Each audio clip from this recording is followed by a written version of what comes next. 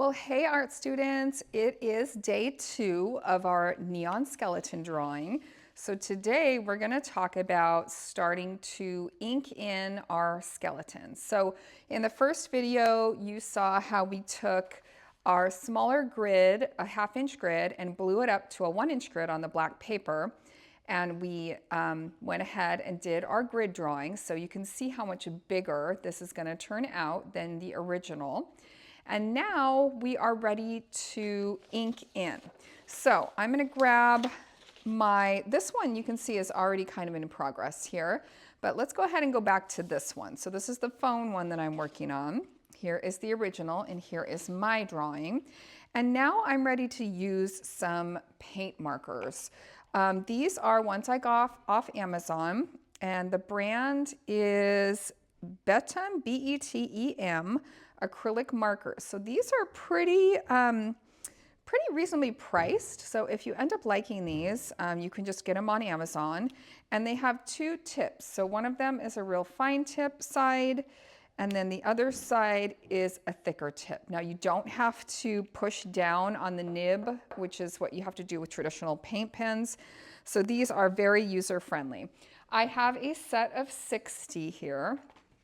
There's actually one more row under here, like that. So 3 rows here. And so what you're going to do is pick, I would say, 3 to 4 colors. So let's talk a little bit about our color choices here. We could go with what's called analogous colors. So for instance, I could do colors that are next to each other on the color wheel. So I could do like a blue-green, maybe, more of a traditional green, but those colors are going to look a lot the same. So instead, what I'm going to do is try to pick some colors that are across from each other on the color wheel, and those are called complementary colors. So the complementary color to blue is orange. So that is going to make those 2 colors pop. A complement to a green color would be red. So I could also pull in kind of a red color. So kind of think about your color choices.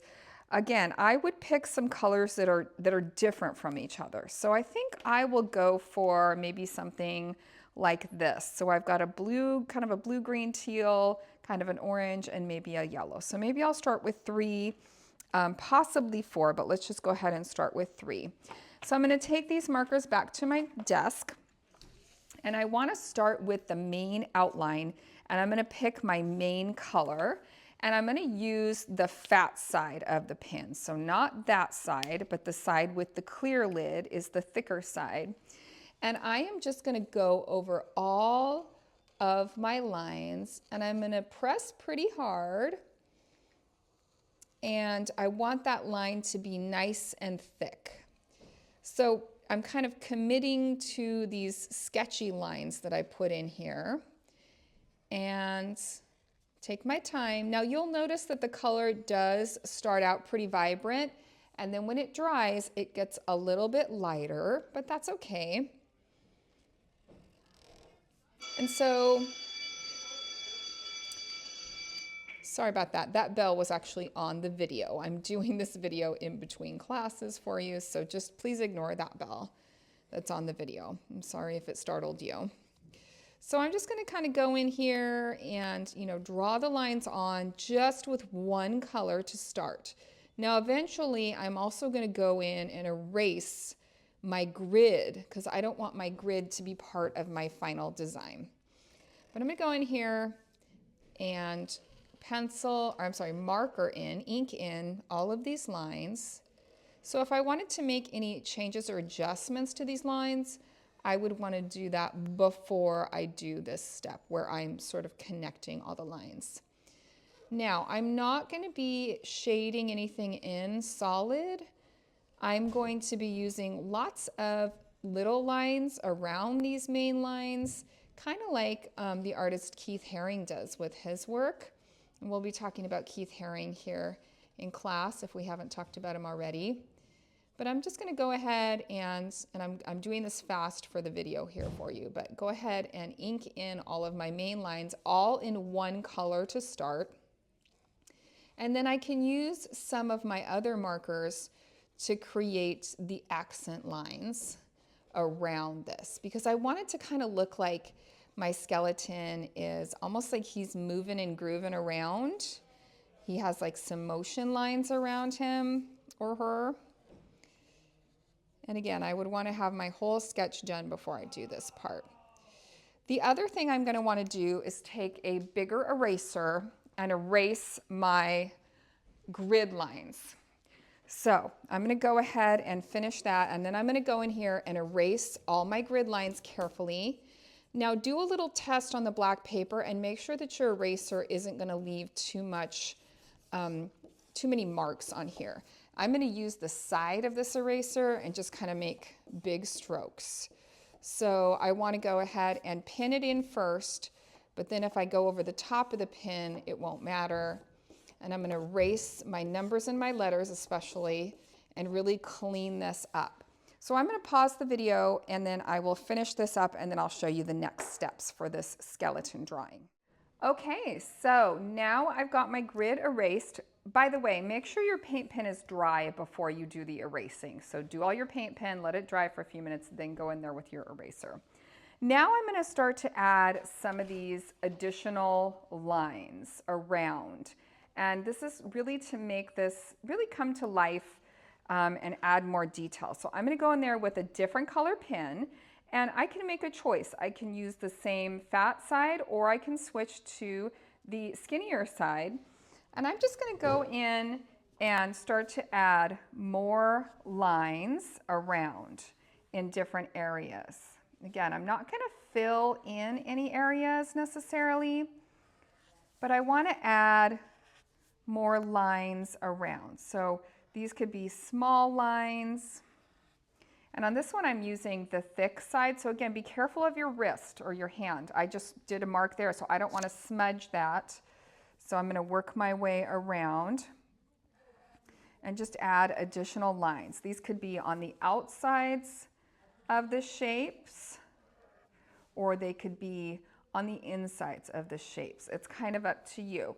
And this is just to add more interest and more detail. So for instance, back here on the skull, I want that to really show and be a really interesting part of the design.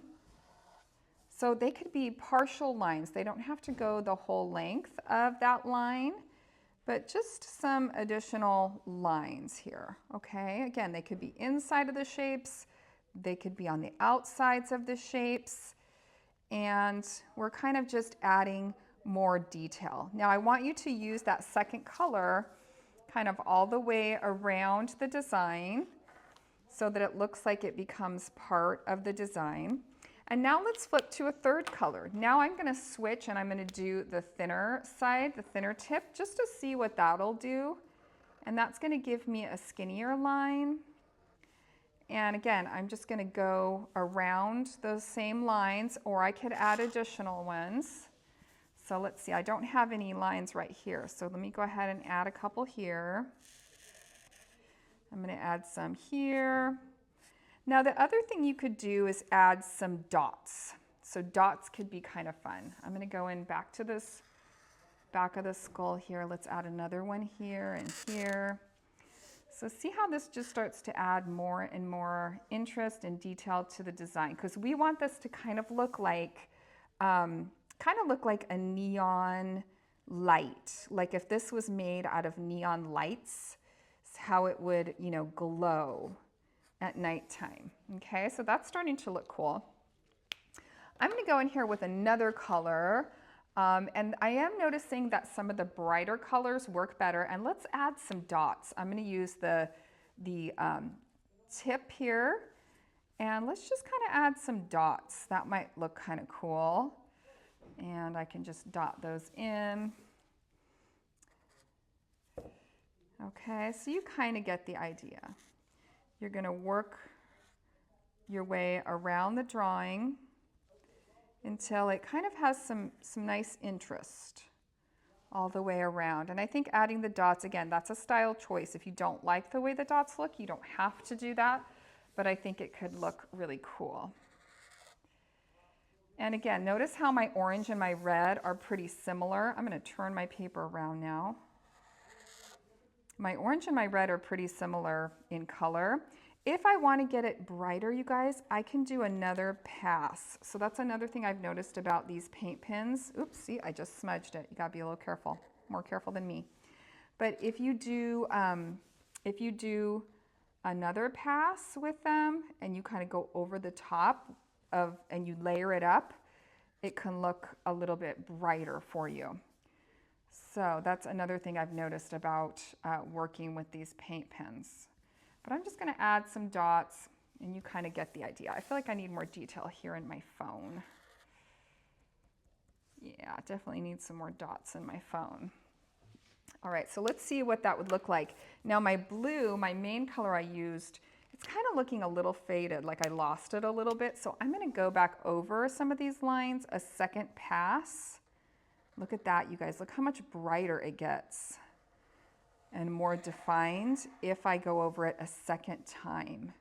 So that's one suggestion I have. If whatever color you chose isn't, I don't know, isn't showing up or isn't very bright, just go over it another time with that color, and that can darken in the color. And I think that would be a good practice for this particular sketch, just because the black paper kind of soaks up a lot of that ink on the first pass. But isn't this looking so cool? I love the way this is turning out.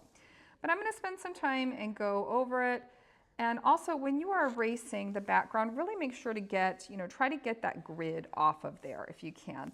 The more erasing you do to get that grid gone, then, people won't know that you didn't freehand this. And to be honest, you did freehand it. You looked at a sketch and you did a grid, but, and so you had a little bit of help, but you drew it on here. You didn't put it on the light table and trace it. You did freehand it. And if you get a little frustrated with the grid drawing, just come grab me. I can help you. Sometimes if you get off a number or two, it can be kind of hard to get back on track. So just get some help from myself or from a neighbor. See how much brighter that's getting already? Going over it a second pass and making the line a little thicker too as I'm going. Please make sure when you're working with the markers, when you are done, that you're putting the lids back on nice for me and putting them back in the set. So we don't want to put these back in our drawer. So if you don't get done, what I would do is, let's see, does it have a number on here or anything? I'm trying to see if it has a color. Well, it doesn't. It doesn't say the color. I was going to say you could write down what color it is, but I don't see where it says the color or number or anything. So I guess try to get, most of this ink work done in the same day. But see how much brighter that got with the second pass? So this student, you can see, isn't done with erasing the lines, and they also used the fine tip side for both the tracing and the additional lines that they're adding. And it's up to you. I think that this one looks a little bolder. It's a little more, you can see it a little bit better in my opinion. But if you like the way the thin line looks, I'm going to leave that up to you. That's a style choice of how you want this to be. Now, last thing I'm going to do is down here at the bottom, I do want to write my name. So someplace here on the bottom, maybe use one of your pens and just go ahead and put your signature down there so we know the name, your name.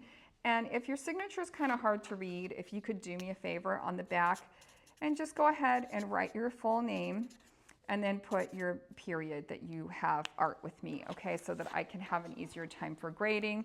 And if you could try to write legibly, that would be awesome. So I hope you enjoy inking in your neon skeleton. It's so much fun to finish this project up. And I think these are going to look really, really cool hung in the library display case. I have a really fun idea as a way to display these. So have fun with this project today, guys. And thanks for hanging out with me and making art. And I'll see you next time. Bye.